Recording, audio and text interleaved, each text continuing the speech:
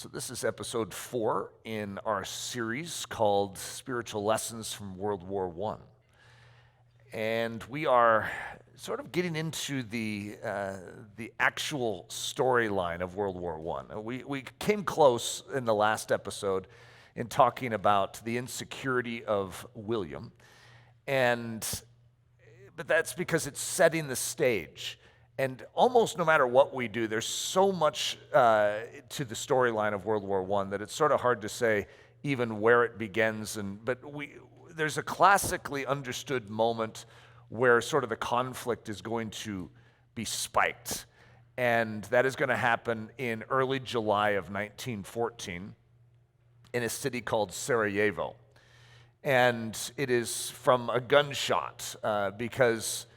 And it's seemingly insignificant. You know, if you were just to look at it on paper, you'd say, well, that's a sad incident. Oh, that's criminal. Oh, that was terrible. I mean, it's not like you're going to cheer it on, but you wouldn't expect that a world war would come out of it.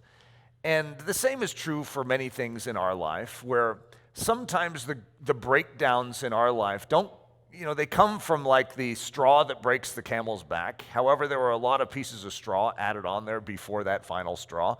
And that's a good way of describing World War I and the beginnings of it. There was a lot of straw already on the back.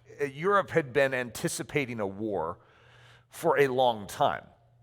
And everyone had just sort of been praying that they could avoid this.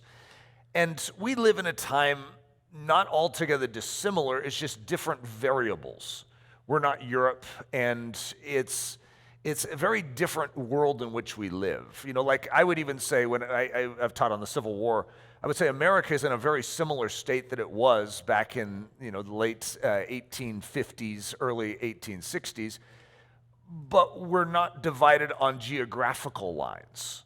We're divided on ideological, and that's similar in the world today. It's different than World War I, but it has the same combustibility where you sense we're very close to something just sort of snapping, a gunshot going off and it creating a ripple effect. And so there's some very interesting lessons in what we're going to walk through today, because it can be very, very personally applied, even though at first blush you would say, what does this have to do with my individual life? A foolish thing in the Balkans. So depending on how well you know your World War I history, that comes from a quote, and it was a quote from 1888 by a guy we've already brought up. I think I have a picture of him again. Remember this guy, sort of the lumberous character in the chair? That this is in the message Realpolitik, and I showed you the guy Otto von Bismarck, sort of the classic picture of the idea of Realpolitik. But this is what he said. And I did take out a word if you're wondering what that dash is. I figured, it wasn't unnecessary for our gathering today. One day, the great European war will come out of some foolish thing in the Balkans.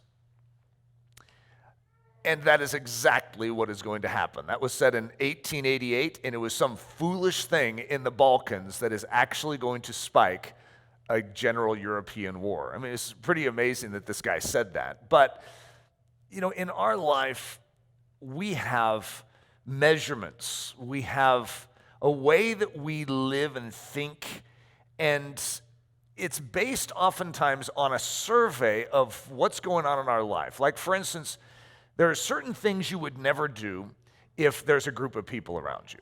But if there isn't a group of people around you, and you have this sense that there won't be a group of people around you, what it oftentimes does is it opens you up to possibilities of behavior when you are alone. Those behaviors, oftentimes in your own deducement, are not going to be harmful to your life. Because if no one else can see it, it's like the tree falling in the forest, does anyone hear it? If it falls and no one's around. Well, how about your private sin? Does it actually impact anything if no one sees it? And I would say that is like a foolish thing in the Balkans. Here you have all these other major nation states, and it's like they're trying to keep their nose clean lest they enter into a European war. And then you have this little small nation known as Serbia, and they have some radicals inside of it. And it's like, you've got to be kidding that this little nation is going to spike the punch for everyone else. But we have a tendency to have a foolish thing in the Balkans. where we don't properly weigh the decisions and the actions of our life in the scale of the world in which we live and the eternity in which we inhabit. And we don't recognize that those small things actually set a course for other things that are much bigger. That the big things in our life are defined by the small movements. And so in those moments, when you are measuring and anticipating and saying, but no one is around, but no one would know, and I'm not going to tell, speaking of yourself, that you then can oftentimes be vulnerable to foolish things in the Balkans, in the small areas of your life. And yet, here's what I want to do. I want to reverse that. With everything that the enemy can sort of take hold of and move in one direction, God has an alternative. He has a better model for the way that you are designed. And in those moments where you are susceptible to small, foolish behaviors that you are deeming unimportant, or at least that's what you're telling yourself. If you take those same moments and utilize them for the grace, with the grace of God, for the glory of God, it's incredible how they will define your life in a big picture. And so that's sort of an underpinning theme that I want you to grab a hold of in this. And I want you to allow the Spirit of God to be like a heat-seeking missile in regards to that. Because in those moments, when you could do the foolish thing, because you feel that it's a safe territory for a foolish thing, I want that idea to somehow now be invaded by the presence of God, where you no longer just feel like you're alone in those moments and, oh, no one will care. But I want to stick the fear of God into those moments and the presence of God into those moments where he's like, I'm here, and this does matter. The powder keg, Europe on the brink of disaster. And a good quote from Barbara Tuchman, Europe was a heap of swords piled as delicately as jackstraws. One could not be pulled out without moving the others. There was such a delicate balance in Europe at this time. And just to study that is I could do a series just on that. It's so delicate, so interesting, so intricate, all the leaders, how they relate with one another. And you have almost all the nations that are not wanting war. And then you have these other nations, like Germany, that wants war, but not because they want war, but because they feel it's a necessity. And they feel that if they don't have war now, that they will lose it later. They have to take advantage of the now. And so as a result, you have this, in a sense, this desire for war in certain countries, which doesn't make any sense because they don't really want war, do they? And yet we have Europe as a heap of swords piled as delicately as jackstraws. So here's our Europe in 1914. And I feel bad for those that are getting this via podcast because it's sort of hard to understand Europe just in your mind. But what you see is the red countries, or whatever color that is like a purplish red. Those are going to be the central powers. And they have allied before 1914. And they have agreed that if one is attacked, the other will come to their aid. Now you're going to notice Italy in that group. Now Italy was in agreement with Germany, was in agreement with Austria-Hungary, and I think you all know that Italy is the boot-shaped character out there. And however, Italy is not going to come in and fight alongside Germany and Austria-Hungary because Germany is the aggressor. And remember, they agreed to defend, not to help fight an aggressive war. So Italy will pull out of that. The Blues are already in agreement. So they're known as the Triple Entente. So they have a triple agreement between them. They will become known as the Allies as the war continues. And so and I said in the last message, Germany, who's the northernmost reddish purple color, they feel encircled. Well, I mean, Austria-Hungary could probably feel a little of that too, but they at least have a little protection with Switzerland, Germany, and Italy on the western side. But Germany has France staring at it. Their arch nemesis is right there, right? And then Russia on the other side. And so now if you look at it, the colors aren't that easy to see, but the green, there's a green color in there too. And those are the countries that Russia has entered into treaties to defend because they are vulnerable, they are small, they are weak, and they are fellow Slavs. And so Serbia and Montenegro are down there, and that's going to become very, very important in the outflow of World War I. Because, well, I'll just go through the story, but that at least gives you sort of an overview of what's going to happen. Now, for instance, if any of these countries are attacked, the other countries will come to their aid. That's sort of the agreement. And so when Germany actually initiates a war, and you feel sort of bad for Germany because Germany didn't start this, but Germany was the one ready for action. And so I'll go through it, and hopefully it'll start to make sense. But we have a character named Franz Ferdinand, who is the Archduke of Austria-Hungary. So you guys see Austria-Hungary. It's the one right below Germany up there. Huge landmass, right? And not necessarily the most stable country, has a lot of internal problems right now. Franz Ferdinand is not the king. He is the heir apparent. So Franz Joseph is like the king of Austria, and he's about to die. In fact, he's going to die in a couple years from 1914. And this is the man, the heir apparent, who is going to step into his place. And so he is important, but you sort of look at it in the whole scheme of history, and you're like, what, over this guy? But he does have a significant standing, and he's very symbolic, especially to Austria-Hungary. And so it's no small thing when he is killed. And so this is the guy that's going to get the bullet. So Austria-Hungary is right there. I just circled it in white so you can at least see. And then we have another character who doesn't look that menacing, right? He's just sort of a short little small guy, and his name is Gavrilo Princip, and I'm calling him the gunman. Now this guy, and this might sound like a pretty extreme statement, but this guy probably had more impact on the last 100 years than almost any man, any woman that ever lived. Isn't that an incredible statement? This one man, because of what he is going to do, the foolish thing in the Balkans, it is going to spark what we know as World War I. Now, yes, there was a lot of other straw put on the camel's back. However, this piece of straw is going to be the one blamed for everything else that is going to happen. And I will go into the story briefly. But he's from Serbia. And so I circled Serbia, which is right below Austria-Hungary. And this man is one of the radicals, and he has issues with Austria-Hungary and their control, their handling of the Slavs, the Serbians specifically, and so there's tension here.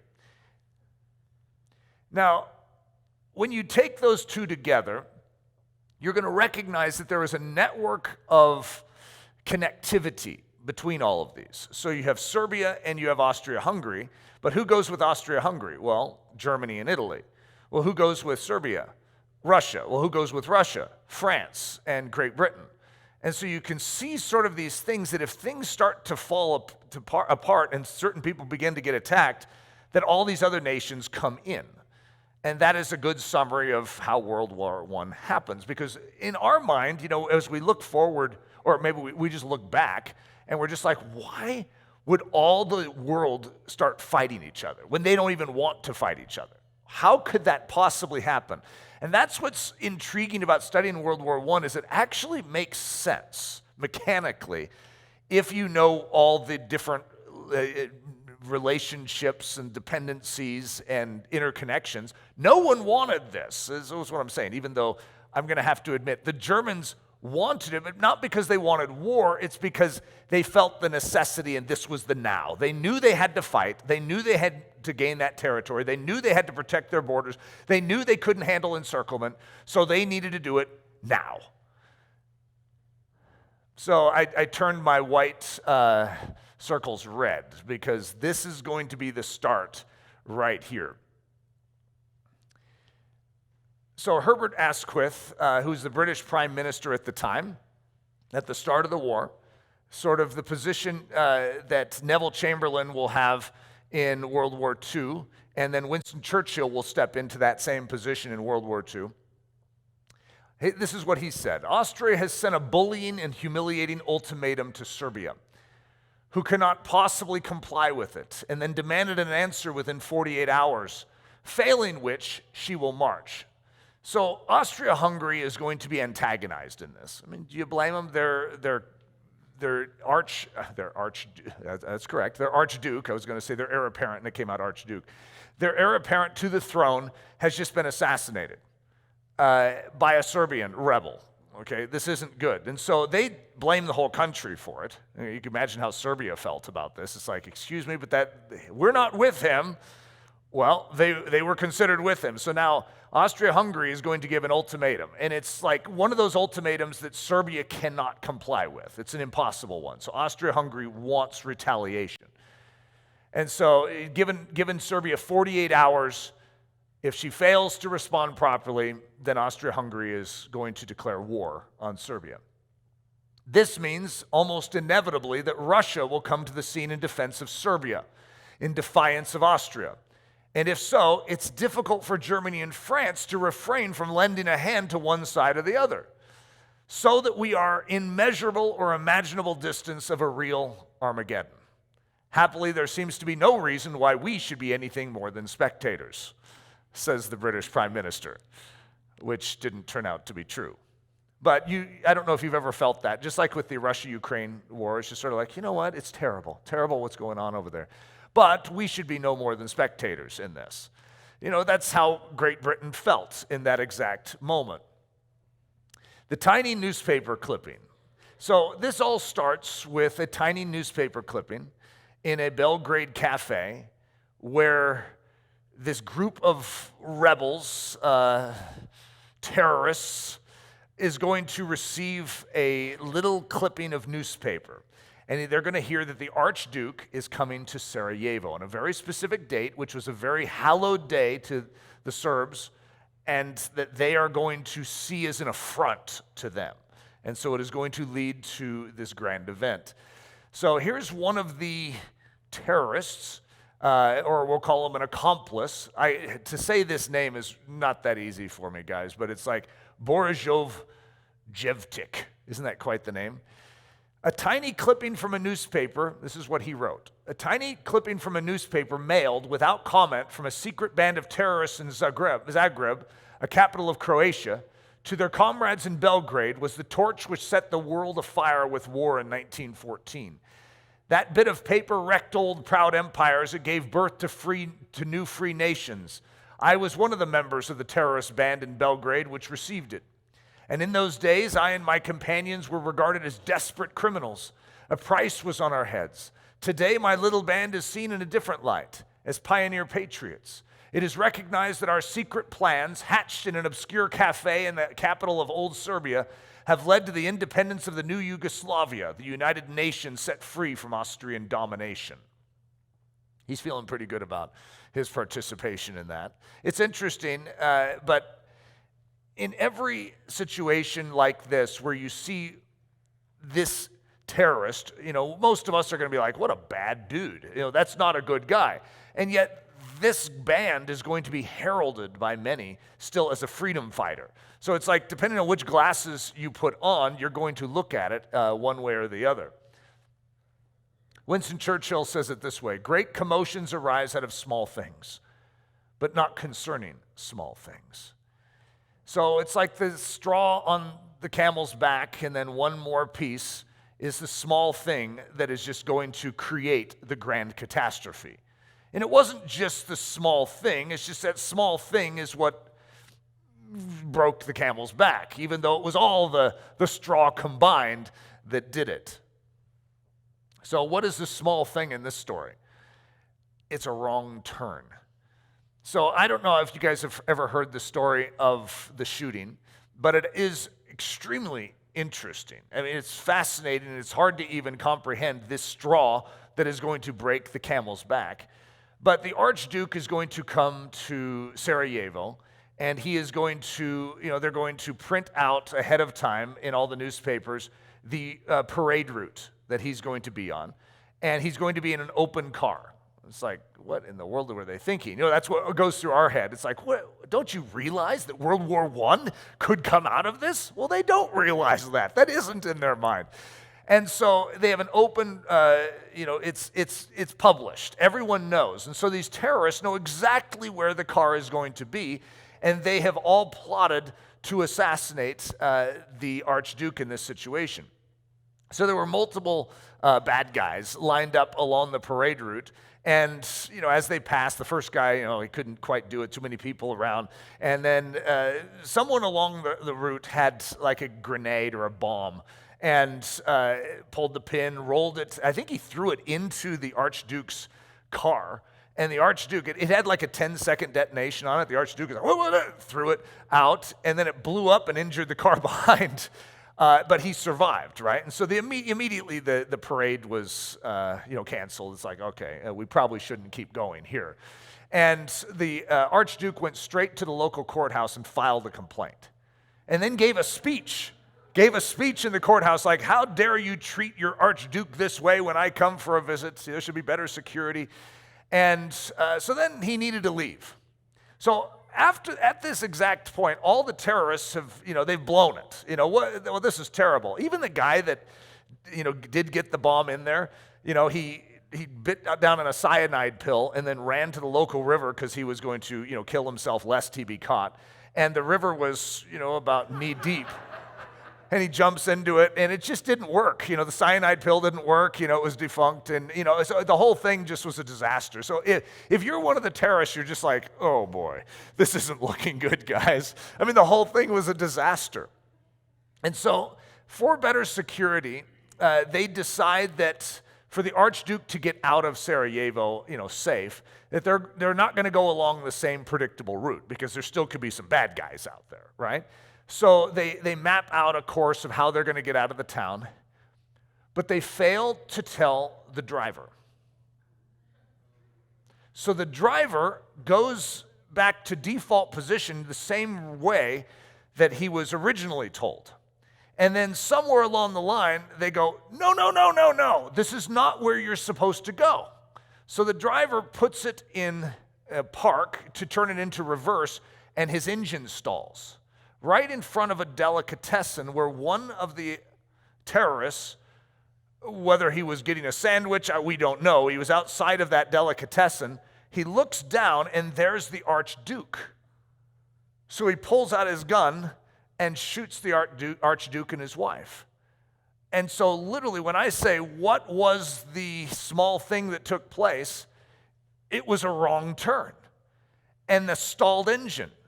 On the same day they had tried to assassinate him before. What? How did that happen? And literally, the history of the world for the next 100 years is going to be defined. Isn't that just a remarkable story? So there's the delicatessen. It says museum on it now, but that's actually right in front of, that's the place in which he was shot. There's a painting of it. Obviously, we don't have photographs of this event. And so Gavrilo Princip is in the photo in the painting down near the bottom right, and supposedly he was trying to get 2 shots in against the Archduke. He only needed 1, and it ended up killing him. And so some guy tried to push him away, and the bullet went and hit his wife, and so he ended up killing them both. So whether or not that gives you a great understanding of what took place, that's at least a start. Here's a quote from, I'm going to call him an Austrian man. And it's very interesting just to sort of understand the mindsets of what was taking place. When the news of the murder of Archduke Francis Ferdinand arrived in Munich, I happened to be sitting at home and heard it only vaguely. I was at first seized with worry that the bullets may have been shot from the pistols of German students who, out of indignation at their heirs apparent continuous work of Slavization, wanted to free the German people from this internal enemy. What the consequence of this would have been was easy to imagine. A new wave of persecutions, which now would have been justified and explained in the eyes of the whole world. But when soon afterward I heard the name of the supposed assassins, and moreover read that they had been identified as Serbs, a light shudder began to run through me at this vengeance of inscrutable destiny. The greatest friend of the Slavs had fallen beneath the bullets of Slavic fanatics. Anyone with constant occasion in the last years to observe the relation of Austria to Serbia could not for a moment be in doubt that a stone had been set rolling whose course could no longer be arrested. Those who today shower the Viennese government with reproaches on the form and content of this ultimatum it issued do it an injustice. No other power in the world could have acted differently in the same situation, in the same position. At her southeastern border, Austria possessed an inexorable and mortal enemy who at shorter and shorter intervals kept challenging the monarchy and would never have left off until the moment favorable for the shattering of the empire had arrived. No other power. I did the same slide because it revealed him as Adolf Hitler saying it. Sorry, guys. I wanted to make my moment a little more powerful.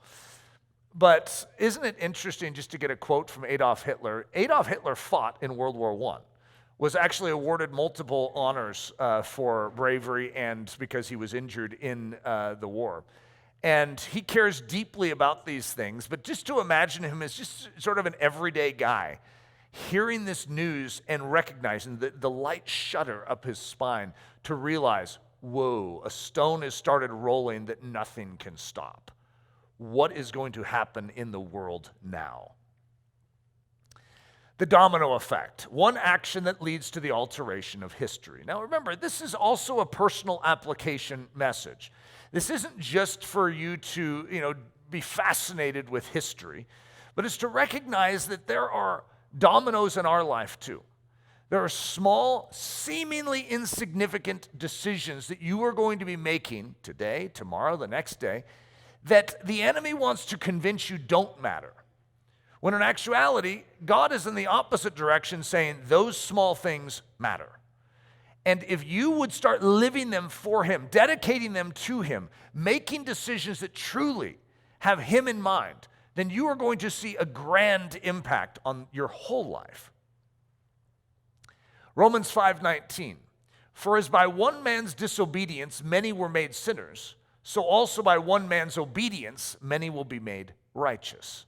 So in this story we have one man, Gavrilo Princip, who many of you may have never even heard of, and yet possibly had more impact on the last 100 years than any man, which is an astounding statement. And what we also see in that is that evil, the perpetration of evil, can have grand impact, can be like a domino that falls and then knocks over more and more and more, which is what we see in this story. But we also see, just as Adam and his one seemingly innocuous decision, does it really matter if I eat of this apple? And here we are today dealing with the battles of his decision.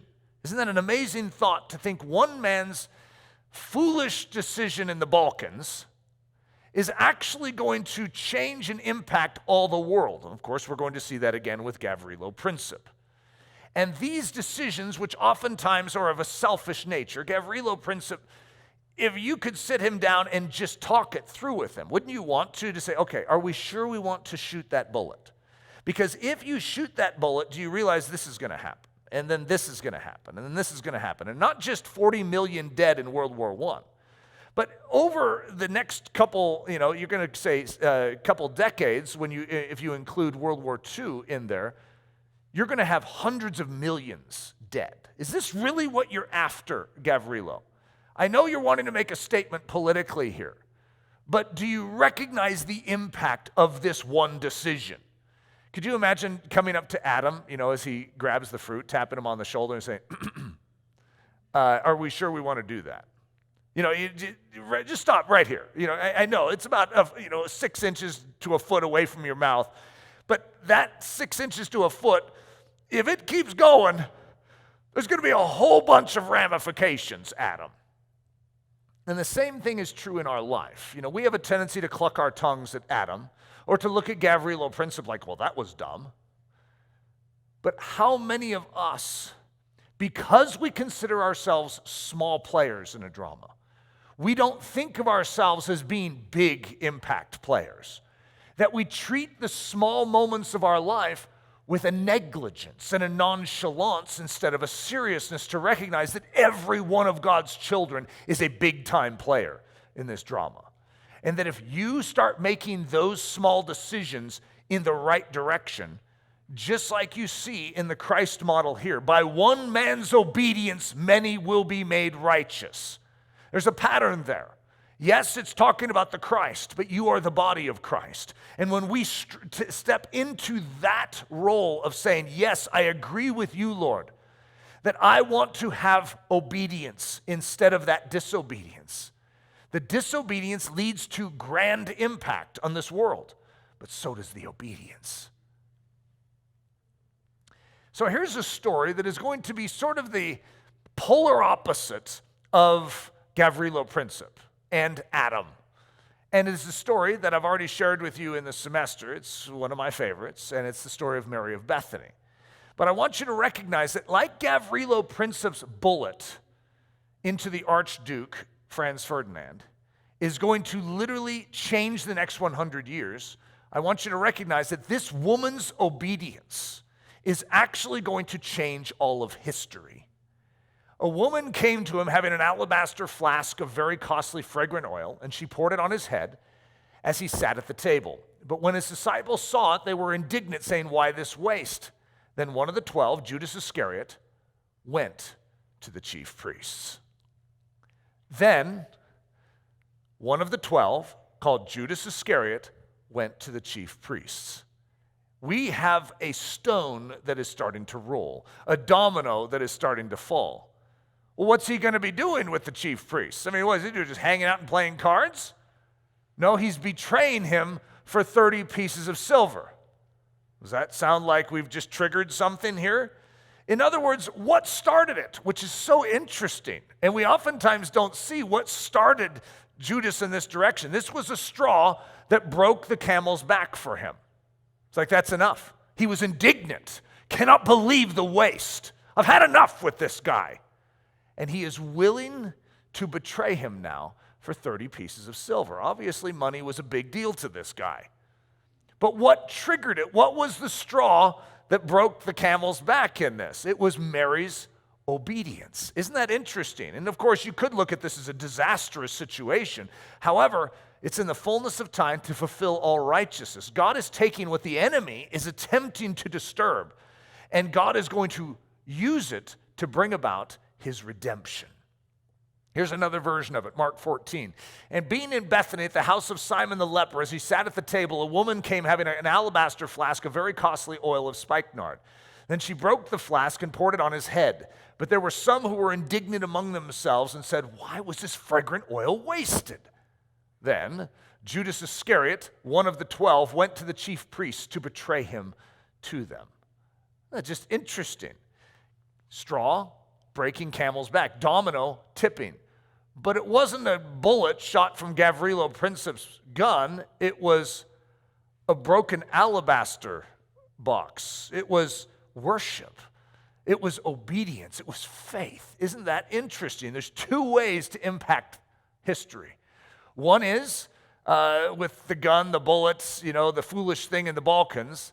The other thing is obedience, faith, worship, giving yourself to Jesus Christ in those very moments that seem so, unimportant. But when you give yourself to Jesus that way, it creates a different domino effect.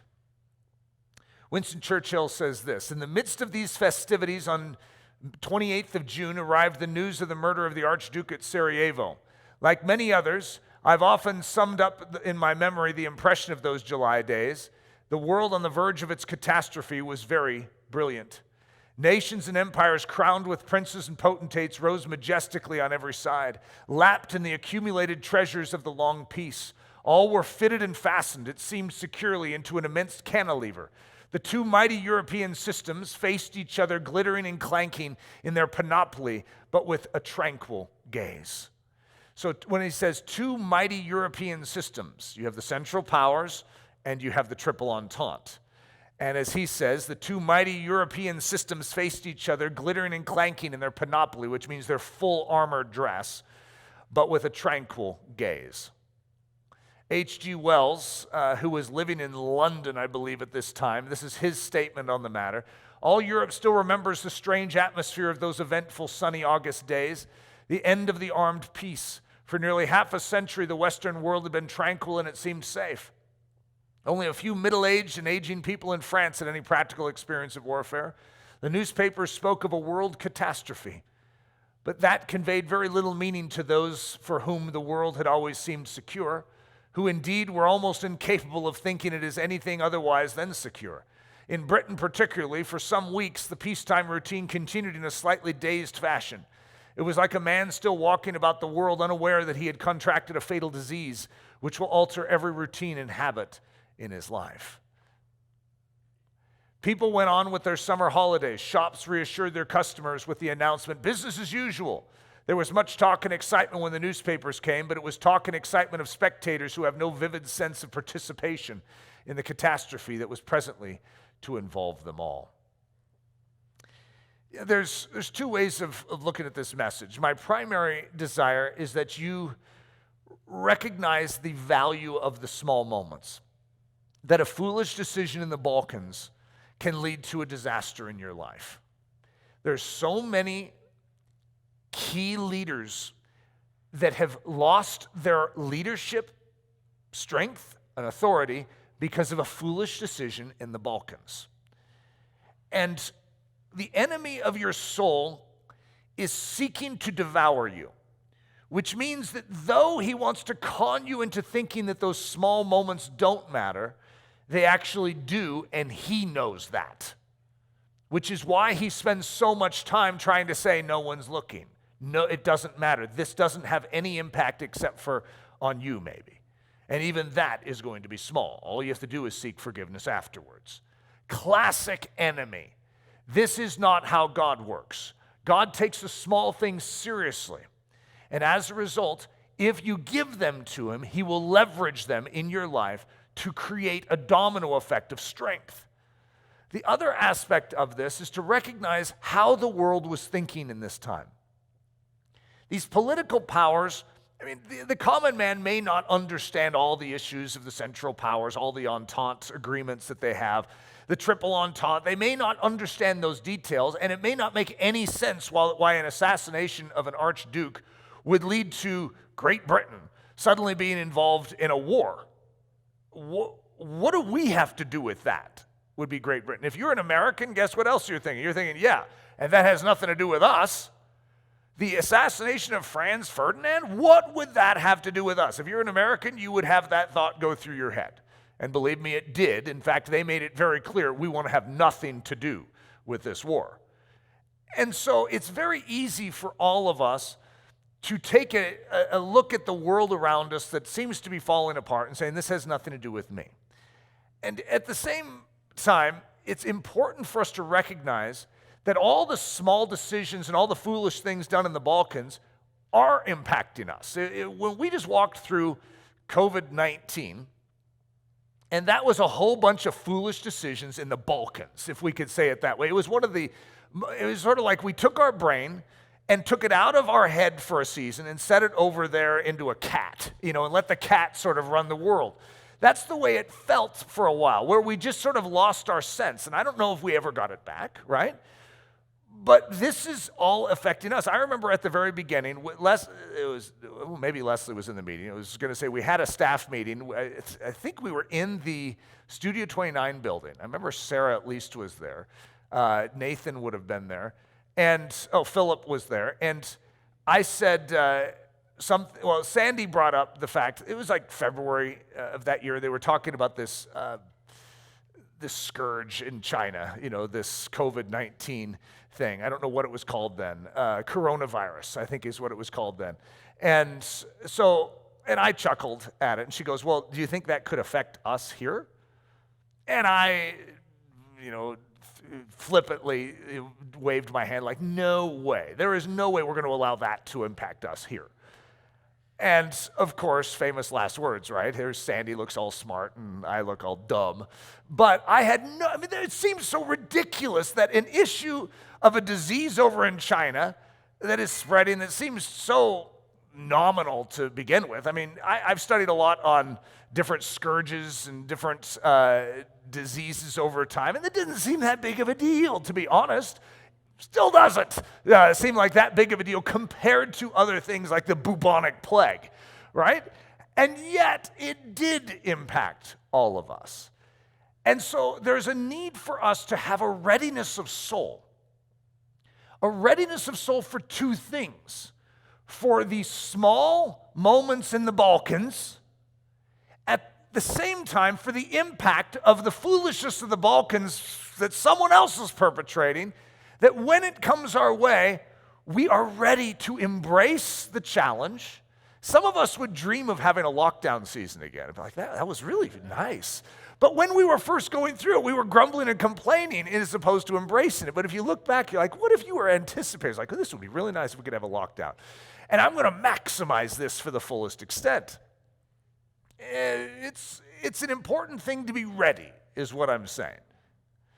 The extraordinary impact of the one act. The complete alteration of history for 100 years. So Gavrilo Princip's bullet, when he hits the Archduke, is going to have such massive impact, and the dominoes that are going to fall are truly remarkable. Now, this is a short list, and I'll be going through this in the series to show how this is going to happen. But one of the first thing on the list is communism. Communism is going to come out of World War I. And if you have ever heard of the Cold War and all that has happened over the past 100 years, that's a direct result of that gunshot. It's truly remarkable how communism enters into this story even. I mean, it's very interesting. It's one of to say it's my favorite, it's not a good thing. However, it's very interesting to see how something like that can creep in to a time like a world war. The Middle East unrest, that's going to come as a result of this. The technological advancement, automotive transportation is going to come out of this. It's going to explode. And there's all sorts of technological advancement. The craving for oil is going to come out. You can just imagine if you start recognizing it's like, oh, we could use oil for our ships, we could use oil for our cars, we could use oil for our tanks. We need oil. Suddenly, the Middle East becomes very, very important. Where's the oil? It's there. And so as a result, you're going to see this all under the guise of realpolitik, we want oil. However, they're going to cover it up with all sorts of other excuses. The loss of beauty, purity, and innocence, realpolitik. That which was there and present, there was a beauty to the world. And if you look at Europe, these ancient edifices that had been there hundreds of years, these forests that were 750 years old are going to be just devastated and destroyed by artillery fire. I mean, this beauty of Europe is going to be devastated.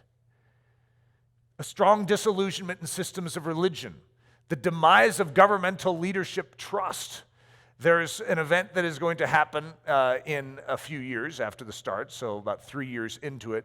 There's when the government of Russia collapses, the Bolsheviks, so we would always look at them as communists, that's our term here in America, but they are going to get the secret treaties that all the politicians said, no, the reason for this war is this. They give this reason over here, and then the Bolsheviks are going to get all the secret treaties and they're going to share them with the world.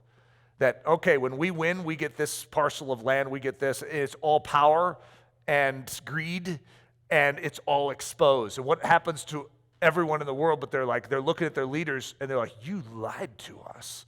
Oh boy, that's not helping. Okay, that's going to happen in the midst of this too. And the questioning of leadership that, we can't trust our government anymore is going to massively explode in this. And look at this last one. Adolf Hitler comes directly out of World War I. His grievances and the reason he's even going to have his position is a direct result to World War I. Joseph Stalin is there in position because of World War I. World War II is directly because of World War I. And so as a result, you're going to have hundreds of millions of people that are going to die because of that one gunshot. And even though we all know from what I've said that it's not the gunshot that caused it all, but it's the gunshot that was the final straw that breaks the camel's back. So here's just a quote from a lady named Gina DeMuro.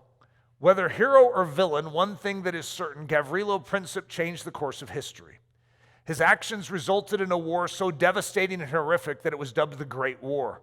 By the end of World War I, the houses that ruled Europe for centuries, Habsburg, Ottoman, and Romanov, had all fallen, taking 40 million souls with them.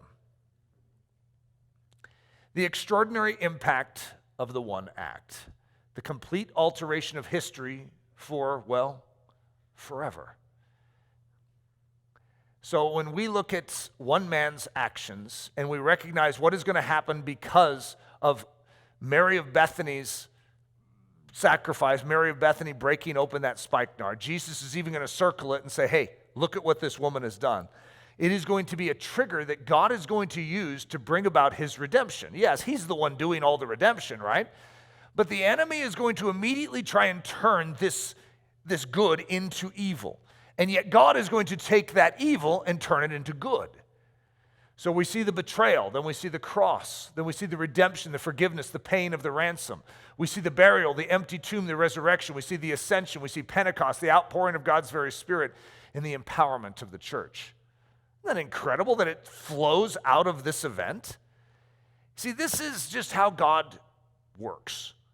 God is looking for those that would function as Mary of Bethany, that we would consider that which we are, that which we possess, to belong to God, and that we would come to God and break it open, that we would give it to him, that we would not justify holding on to it, that we would not participate in the foolish things in the Balkans, but that we would take those moments when it seems like no one would see, and that we would turn them into a worship of our King in the secret place.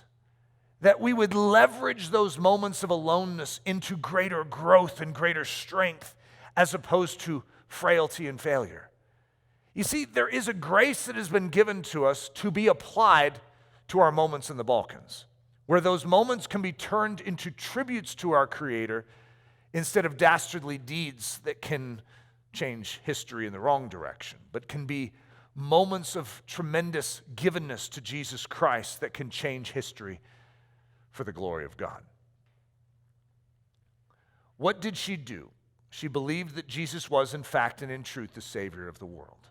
If you remember that, see, the fear of God is a beautiful thing that has been lost.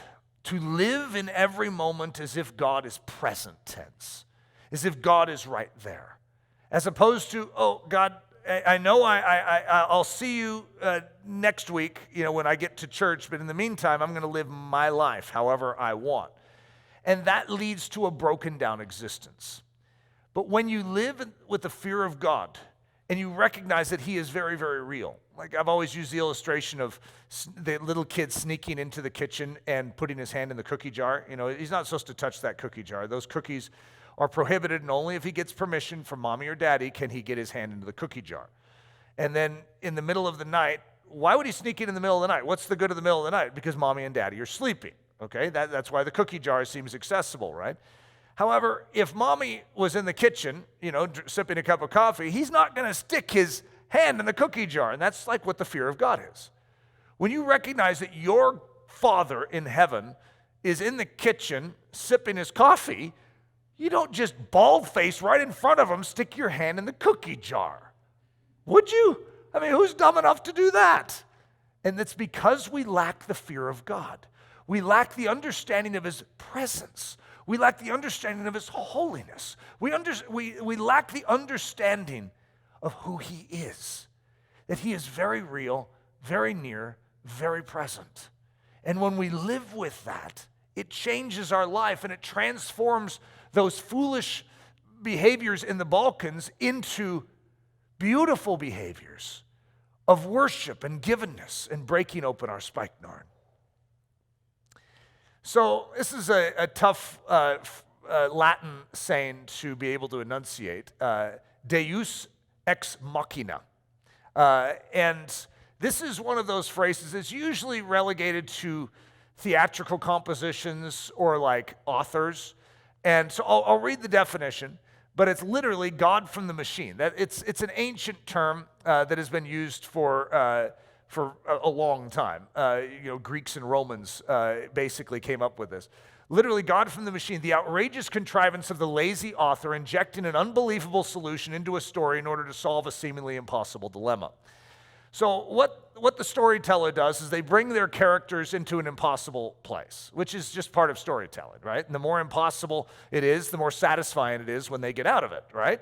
So this is how it works. And so in the ancient Greek and Roman theater system, they had a crane, and that's the machine, the machina, and it would lower in one of the gods.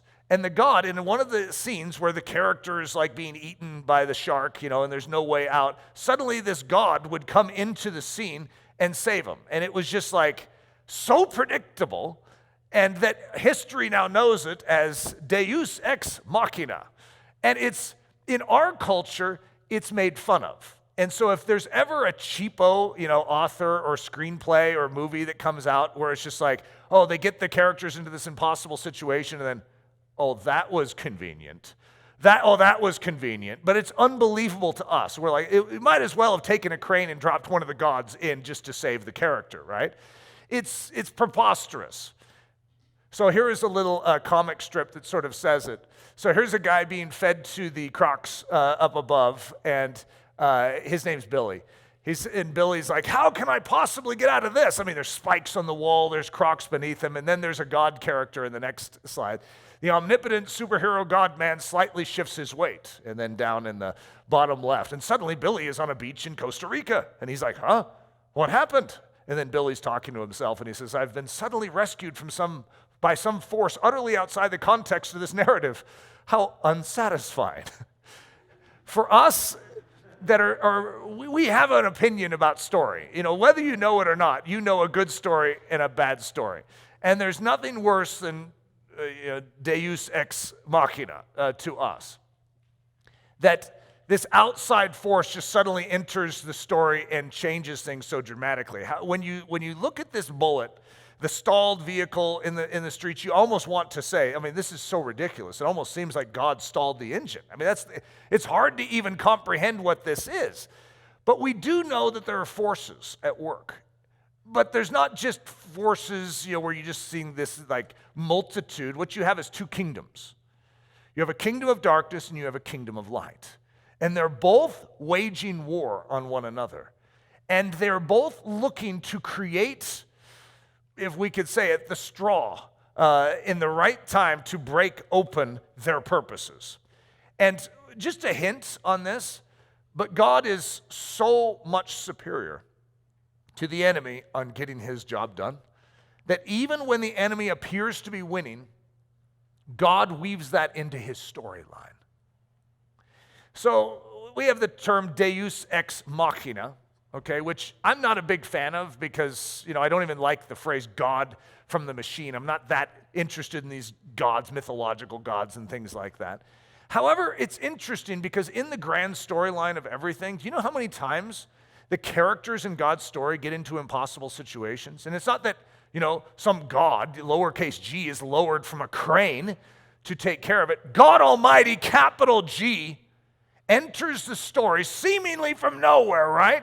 And does something extraordinary. I just described the entire Bible to you, but I also described your life. Your life is a grand story.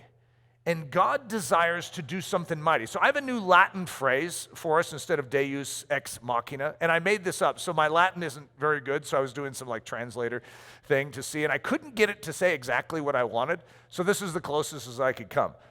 Deus est in machina. See, don't I sound very smart? I'm speaking some Latin right now. God is over the machine. So whatever you think is in control, whatever you think is like, oh, the stone is rolling and that's just going to happen. God has intervened so many times in history to cause the impossible to happen. Okay, now I gave, just some illustrations in my Sunday service yesterday, but you have Elisha surrounded by the Syrians. It's 2 against a multitude, and he literally with one word is going to blind the entire Syrian army. And people could say, Deus Ex Machina. Out of nowhere comes this incredible solution for these 2 guys in this impossible situation. However, it's not a God in the lowercase g sense lowered from a crane. It's God functioning as God functions. Jonathan and his armor bearer, 2 against a multitude. You want to, stick us in an impossible situation. If you're a storyteller, you're going to say, oh yeah, right. How are you going to actually win that? And yet, when you trust the living God, he does supernatural things. Welcome to Christianity. You see, this is the storyline. This has always been the storyline. And so we're going to have our phrase, Deus Ex Machina. God is over the machine. As we, one of our favorite scriptures, Romans 8:28, and we know that all things work together for good to those who love God, to those who are called according to his purpose. All things, no matter what the circumstances, even the bullet from Gavrilo Princip's gun. It's like, oh, how's God going to weave that one together? And yet he is going to get glory out of all of this. He is going to turn the historic events, every bit of it, into a picture of who he is. He wins. In every situation, the enemy's trying to put him in checkmate. Any move God makes puts the enemy in checkmate. He has this in his hands.